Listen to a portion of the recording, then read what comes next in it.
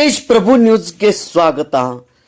ಸಂಕೇಶ್ವರದ ಸುಪ್ರಸಿದ್ಧ ಹಾಗೂ 11 ವರ್ಷಕ್ಕೆ ಒಮ್ಮೆ ಆಗುವ ಶ್ರೀ ಮಹಾಲಕ್ಷ್ಮಿ ಜಾತ್ರೆಯ ನಿಮಿತ್ತವಾಗಿ ಶ್ರೀ ಮಹಾಲಕ್ಷ್ಮಿ ಪಂಚ್ ಕಮಿಟಿಯವರಿಗೆ ಹಾಲು ಮತದ ಸಮಾಜ ವತಿಯಿಂದ ಒಂದು ಹೆಸರನ್ನು ಸೂಚಿಸಲಾಗಿದೆ.